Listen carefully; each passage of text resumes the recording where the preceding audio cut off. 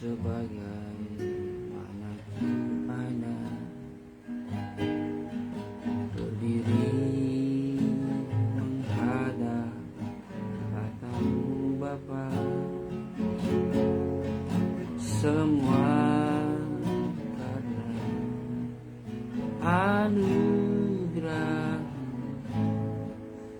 yang telah selamatkanku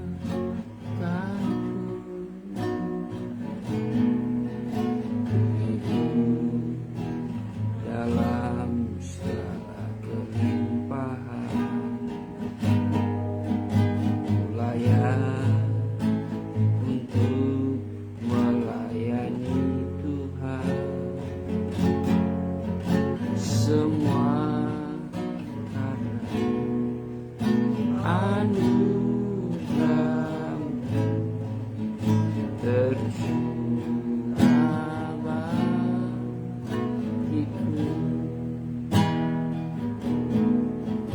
Besar anugerah-Mu,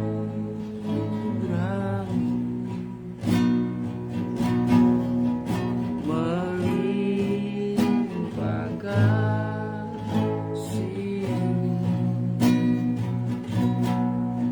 semakin hari semakin bertambah.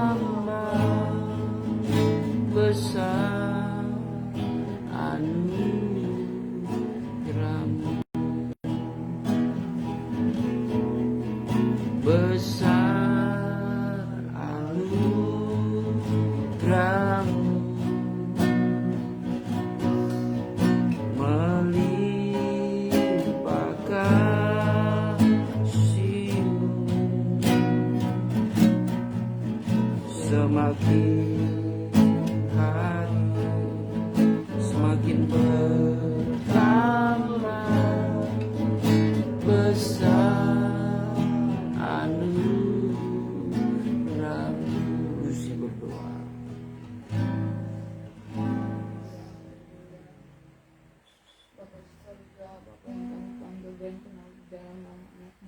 Haleluya Bagi Yesus. Tuhan, kami datang mengucap syukur kepadamu buat segala berkat pertolongan-Mu yang boleh nyata dalam kehidupan kami.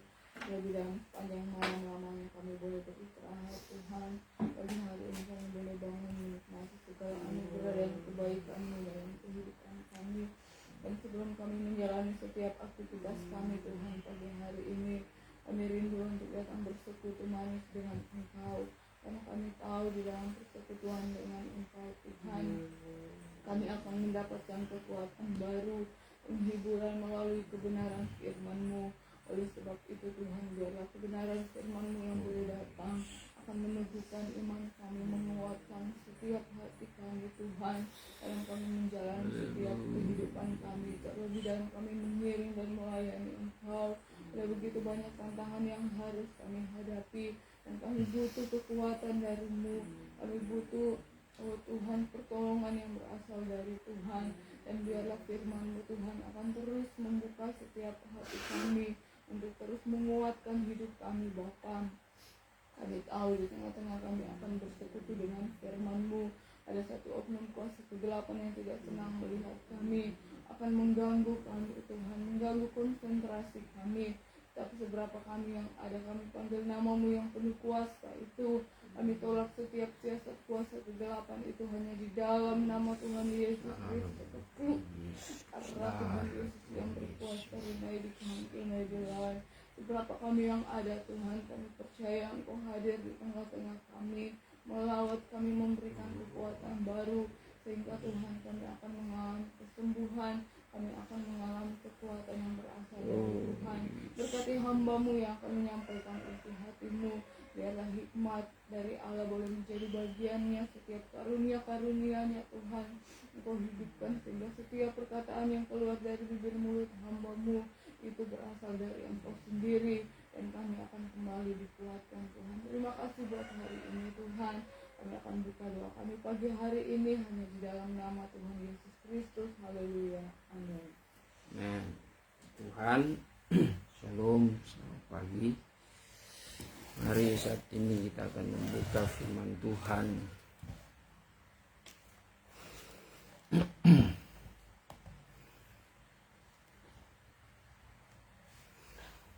dalam kitab Amos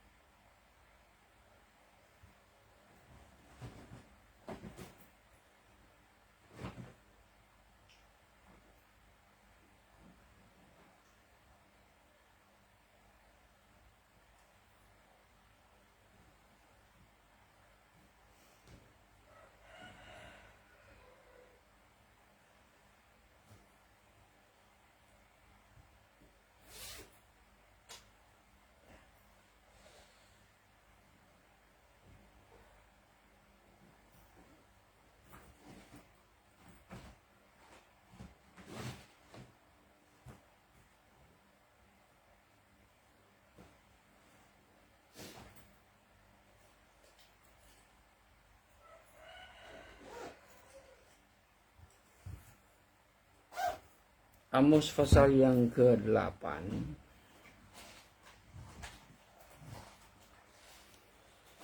ayat yang ke-11 sampai ayat yang ke-14.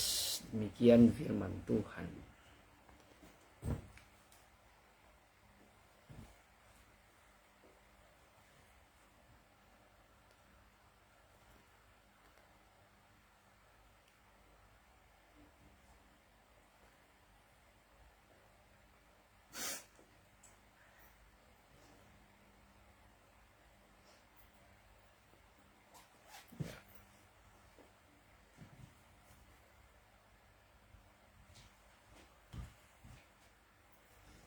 Sesungguhnya waktu akan datang, demikianlah firman Tuhan.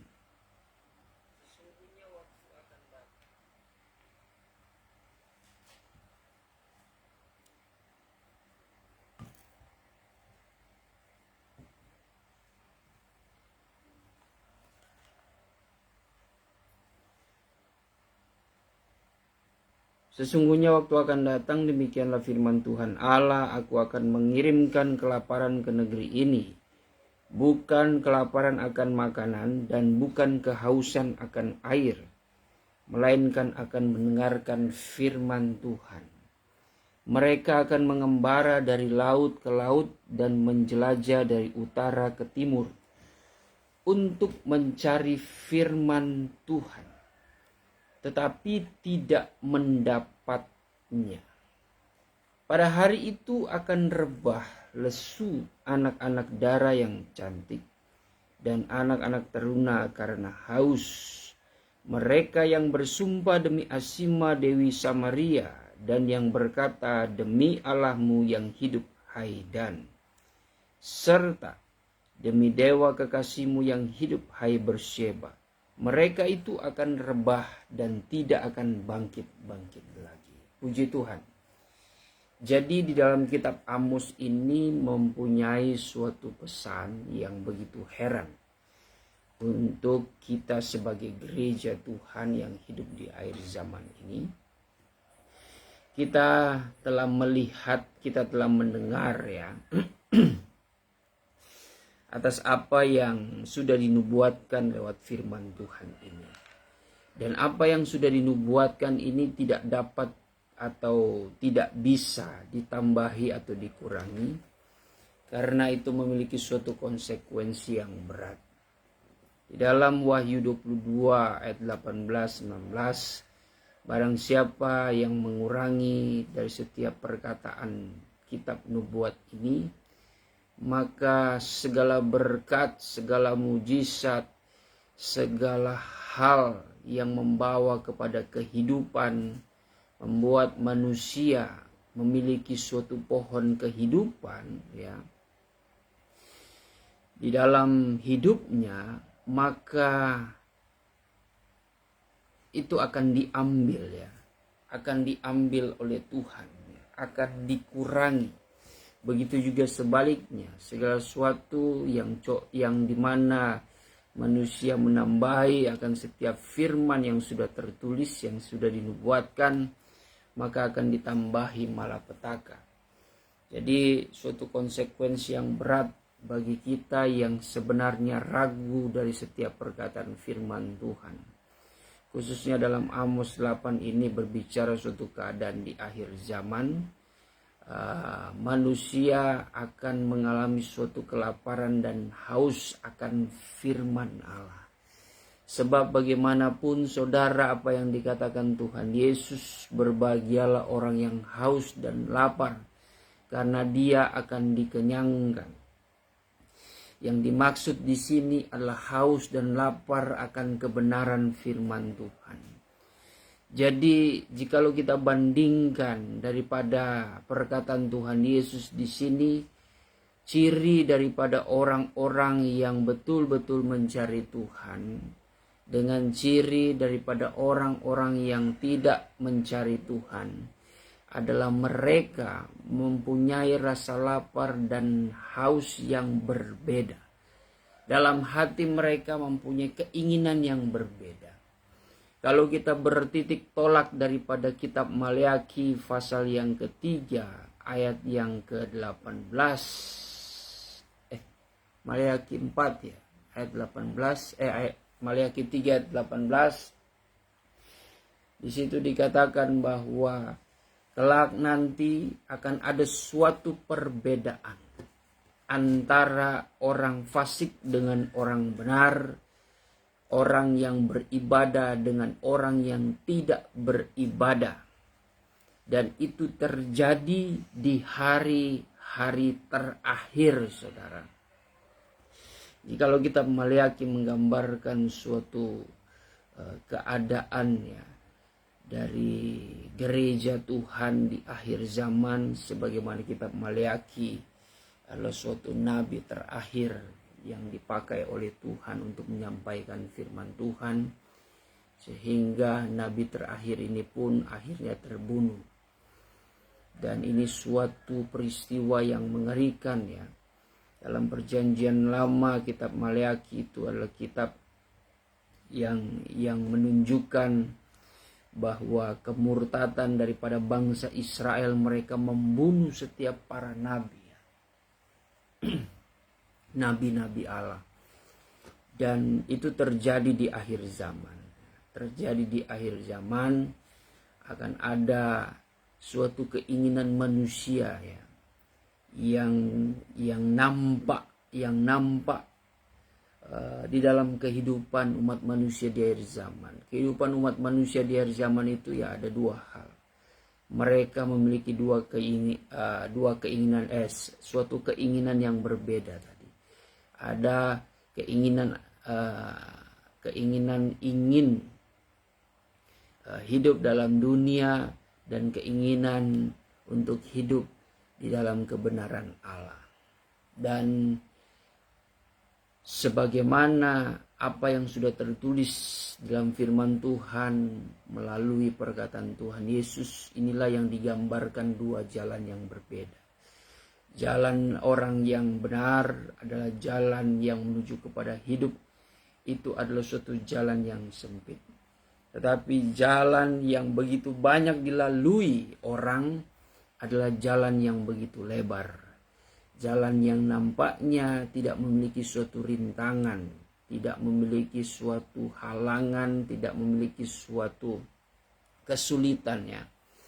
Dan kita melihat di situ Tuhan Yesus berkata, jalan lebar itu adalah jalan yang menuju kepada kebinasaan. Coba kita buka itu dalam Matius pasal yang ke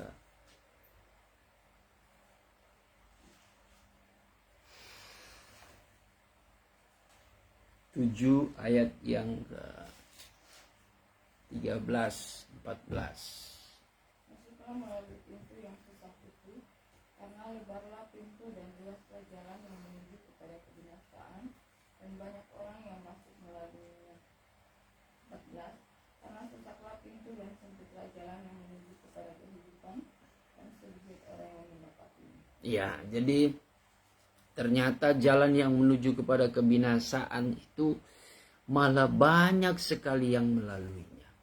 Ini suatu pertanda dan peringatan bagi kita sebagai gereja Tuhan. Hati-hatilah.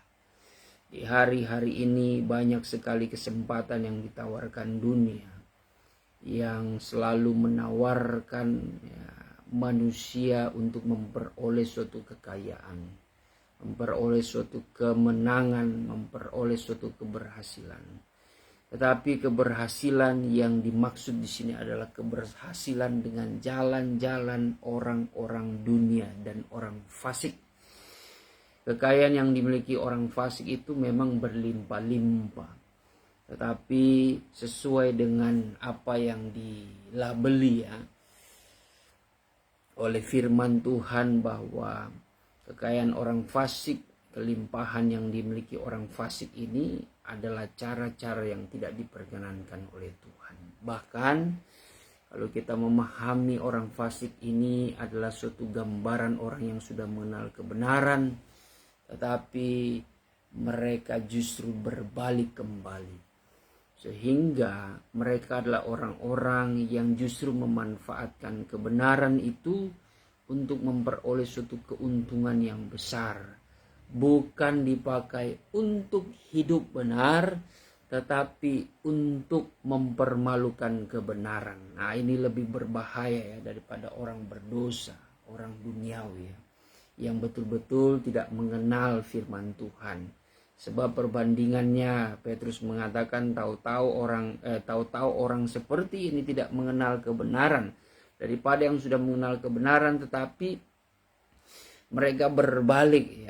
Itu yang dikatakan oleh nas Alkitab, bahwa mereka ini diumpamakan seperti seperti hewan, anjing dan babi, yang dimana sifat dari kedua hewan ini, anjing yang kembali kepada muntahnya dan babi yang sudah dimandikan tetapi kembali lagi kepada kubangan. Artinya kembali kepada perkara-perkara yang kotor, bahkan hidup mereka lebih jahat lagi. Nah, ini sangat berbahaya. Dan ini menjadi suatu intimidasi yang cukup kuat bagi kita sebagai gereja Tuhan. Kalau kita tidak bisa dapat menahan diri, kita tidak bisa dapat taat kepada firman Tuhan, kita tidak mau mendengar setiap nubuatan-nubuatan yang ada, maka kita akan mengalami suatu kebinasaan. Kita akan hilang arah.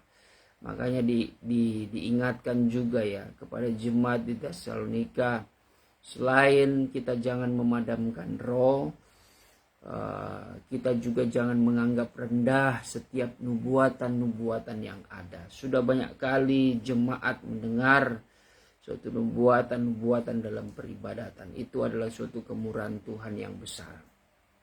Itu cara Tuhan menyelamatkan hidup kita. Tapi seringkali kita mengabaikan maksud-maksud Tuhan, maksud-maksud penyelamatan daripada Tuhan. Itu sesuatu hal yang ironis Makanya kalau kita tidak berhati-hati, ketika suatu kelak nanti kita terlambat, ada masanya kita akan kehausan dan lapar akan firman Tuhan. Tetapi di dalam kitab Amos ini justru kita tidak merasakannya. Kita tidak akan mengalaminya. Kita akan mencari persekutuan, ibadah, penyembahan dalam roh dan kebenaran yang memberikan kekuatan itu, kita tidak akan mendapatkannya lagi. Kadangkala di dalam kesempatan kemurahan pada saat ini kita hidup pun kita merasakan merindukan bagaimana persekutuan manis yang telah terjadi, yang sudah kita lewati, bagaimana supaya terulang kembali dan itu sampai saat ini Tuhan masih mengizinkan itu. Tuhan masih memperkenankan, masih memberikan waktu, kekuatan, terlebih-lebih kesehatan, nafas hidup ini. Sehingga kita masih boleh merasakan indahnya persekutuan dengan Tuhan di dalam firman dan roh, saudara. Tapi ada suatu kelak nanti kita akan haus dan lapar akan firman Tuhan. Tapi dalam kondisi Amos 8 ini sebenarnya adalah kondisi di mana gereja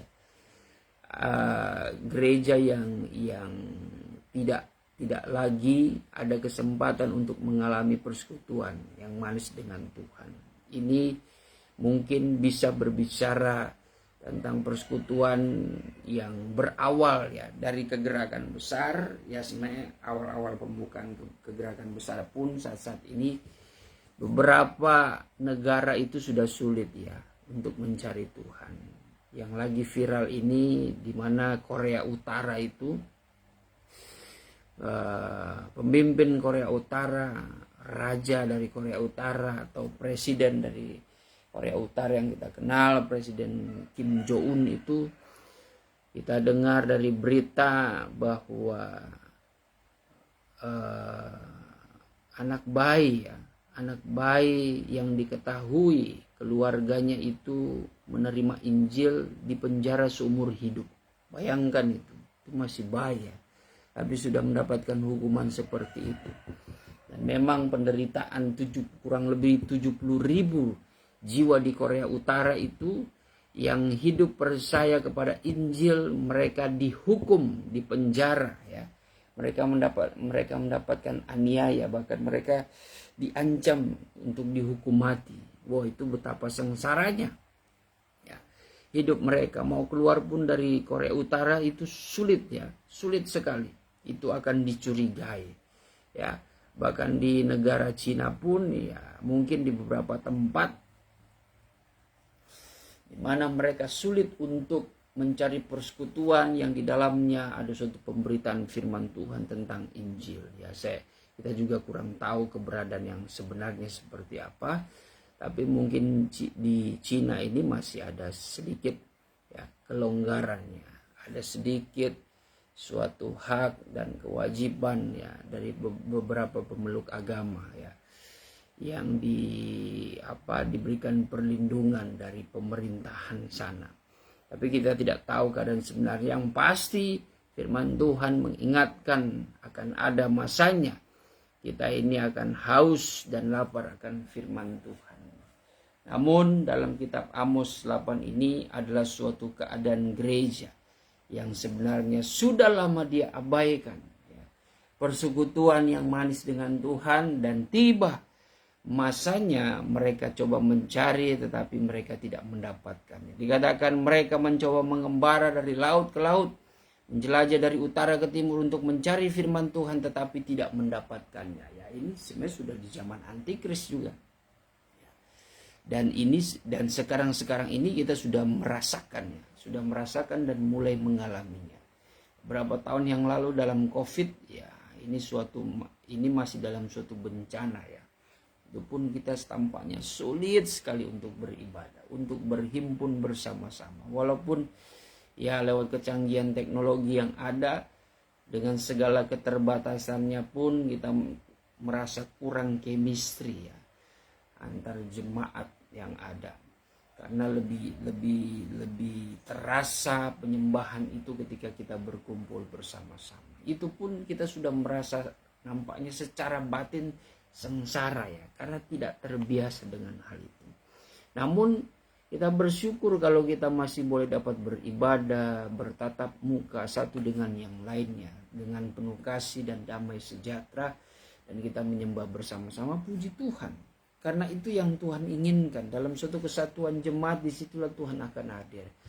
Tapi walaupun ya tantangan cobaan seringkali sudah bagus kita diberikan suatu pertemuan tatap muka, namun ada peperangan ya.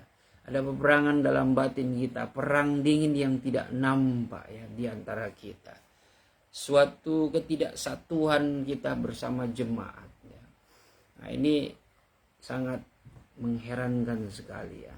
Ya seharusnya kita tidak perlu heran hal seperti itu, tapi itulah yang seringkali iblis mencoba dengan cara-cara liciknya mencuri damai sejahtera. Sudah kita memiliki persekutuan yang manis, tapi ada saja persekutuan yang dikaburkan ya.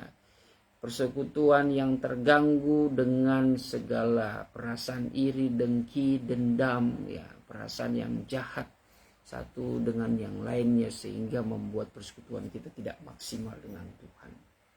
Namun firman Tuhan ini datang kepada kita supaya kita lebih mawas diri ya.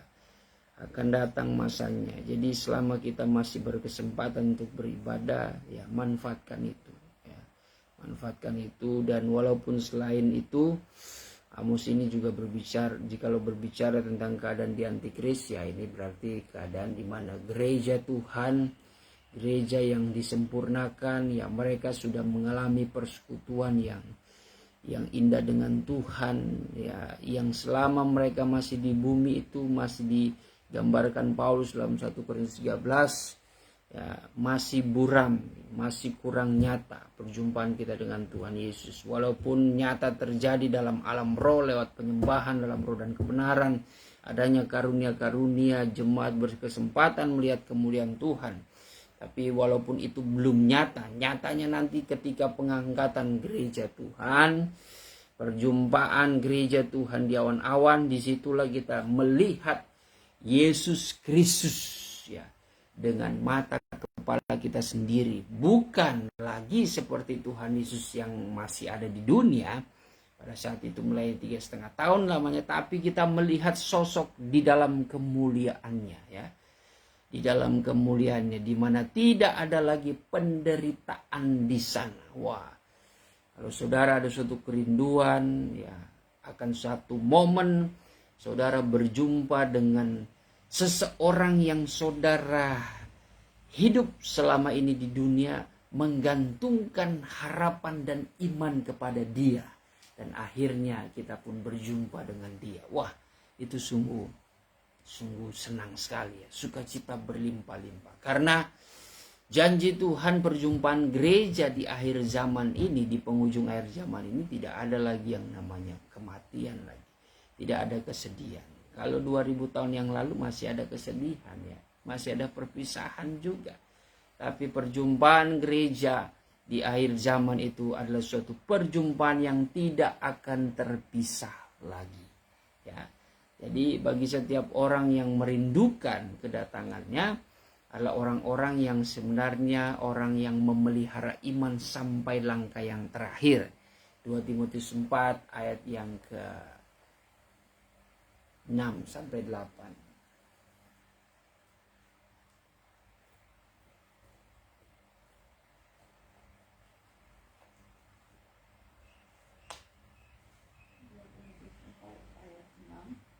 Mengenai diriku, darahku sudah mulai dicurahkan sebagai persembahan, dan saat kematianku sudah dekat. Aku telah mengakhiri pertandingan yang baik, aku telah mencapai garis akhir, dan aku telah memelihara iman. Sekarang telah tersedia bagiku mahkota kebenaran yang akan dikaruniakan kepadaku oleh Tuhan, Hakim yang adil pada harinya. Tetapi bukan hanya kepadaku, melainkan juga kepada semua orang yang merindukan. Iya, kepada semua orang yang merindukan kedatangan Tuhan. Orang-orang tersebut adalah orang-orang yang senantiasa haus dan lapar selama hidupnya akan firman Tuhan, akan persekutuan ya, akan perhimpunan dalam peribadatan ya. Sudah jelas ciri khas orang yang haus dan lapar akan firman Tuhan adalah orang yang mencintai ibadah, orang yang mencintai doa, orang yang mencintai firman, orang yang mencintai hadirat Tuhan ya. Dan itulah orang-orang yang disebut berbahagia. Nah, makanya orang-orang yang berbahagia ini adalah orang-orang yang merindukan kedatangan Tuhan ya. Merindukan suatu kemuliaan Tuhan yang sebenarnya. Tapi dalam 2 Timotius 4 tadi dikatakan ya, ciri-cirinya mereka yang memelihara iman, seperti Paulus yang menyelesaikan pertandingan sampai langkah terakhir. Panggilannya itu kekudusan akan firman, pengajarannya dia pertahankan sampai langkah terakhir, terutama memelihara iman. Artinya gereja yang sudah mengenal langkah-langkah iman ya, yang dimana iman harus diamalkan. Jikalau hendak mau menjadi gereja yang sempurna roh, jiwa, dan tubuh, maka yang dituntut sampai kepada iman yang berbuah-buah lewat suatu langkah iman lahir baru daripada air dan roh sampai beroleh anugerah roh, Dan disitulah dituntut anugerah roh itu untuk mengeluarkan buah dalam segala perbuatan kita. Dan itu konsisten dipertahankan sampai langkah yang terakhir. Itu yang disebut memelihara iman. Ya, memelihara iman itu iman yang kita miliki menjadi suatu pohon kehidupan yang tumbuh subur, berbunga-bunga, bahkan sampai berbuah-buah. Seperti kita memelihara tanaman itu. Tapi kalau bukan dipelihara ya kita diamkan, maka tanaman itu akan menjadi tanaman mati. Nah, itulah gambaran seperti iman yang kita tidak buahi, yang kita tidak kerjakan, ya. Itu yang membuat iman kita mati, ya. Membuat keberadaan kita seperti tubuh tanpa roh di hadapan Tuhan, ya. Gereja tanpa roh itu ya bukan gereja yang hidup, ya, bukan manusia ciptaan Tuhan. Karena manusia tanpa suatu nafas Tuhan yang dihembuskan oleh rohnya itu, manusia hanyalah mayat hidup, ya. Tetapi ciri daripada manusia yang hidup diberikan rohnya supaya manusia dapat bergerak dan bekerja melayani Tuhan. Itulah ciri gereja yang akan disempurnakan. Di hari-hari ini ciri gereja memiliki keinginan, ya, akan makanan rohani lewat firman dan pengajaran, bahkan persekutuan di dalam roh yang digambarkan kalau dalam Yohanes 7 itu ayat yang ke-37 sampai 40 itu berbicara tentang kuasa Roh Kudus, ya, yang senantiasa menjadi air yang hidup yang memancarkan dari dalam hati. Itulah suatu pancaran kehidupan dengan kekuatan Roh Kudus. Makanya Zakaria 4 ayat yang ke-6 mengatakan bahwa bukanlah oleh kuat dan gagah kita, melainkan oleh Roh Allah, ya, yang dapat mengerjakan suatu perkara-perkara yang besar. Perkara-perkara yang besar di akhir zaman itu sederhana, yaitu perkara-perkara yang baik dan benar, ya. Perbuatan yang baik di akhir zaman ini sangat minim sekali, sangat sedikit sekali orang yang melakukannya dengan setia, ya. Hanya berdasarkan mood, hanya berdasarkan situasi, hanya berdasarkan kelebihan mereka. Tapi dalam segala kesederhanaan, keterbatasan mereka, kebaikan itu tidak akan keluar. Makanya di sini kebaikan tidak diukur dari seberapa kita miliki. Karena jikalau kita memiliki sesuatu dalam konteks kita memiliki harta yang berlimpah-limpah lalu kita bisa berbuat baik, ya itu sebenarnya tidak dipersalahkan juga. Tapi jikalau ukuran firman Tuhan, pandangan Tuhan Yesus, kalau kita selidiki firman Tuhan, kalau kita memberi dari segala kelimpahan kita, ya itu kemampuan yang sebenarnya ya kita bisa melakukan kebaikan karena ada modalnya, gitu. Ada modalnya, ada sesuatu kelebihan, bukan modal, ya.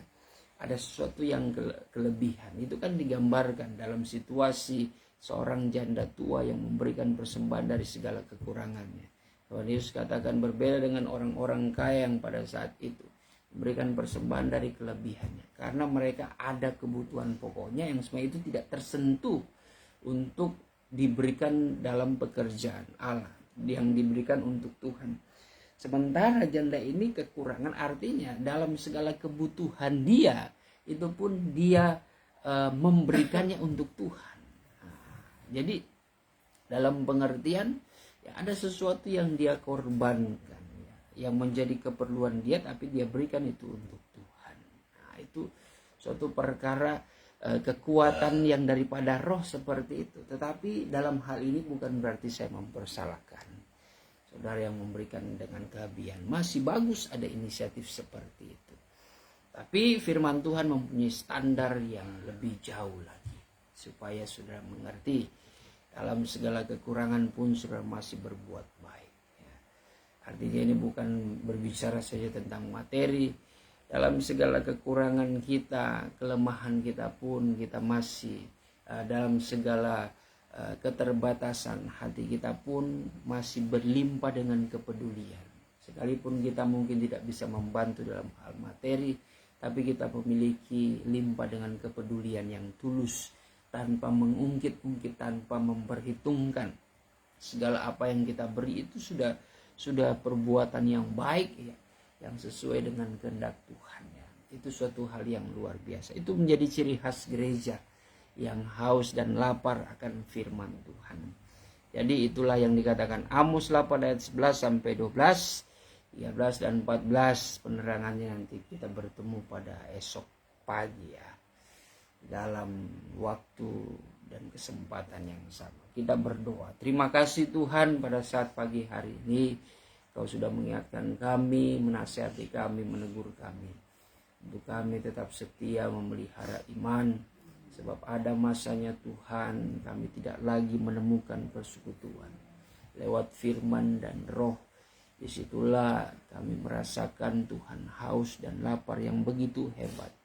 Bukan berarti kami haus dan lapar akan perkara jasmani, melainkan suatu penyesalan bagi kami Tuhan, di mana kami tidak menemukan sesuatu hal yang mengenyangkan rohani batinia kami, sesuatu yang memberikan harapan, kekuatan dalam hati kami, membutuhkan kekuatan baru, membutuhkan pemulihan, membutuhkan kesembuhan daripada kuasa firman. Kami tidak mendapatkannya Tuhan.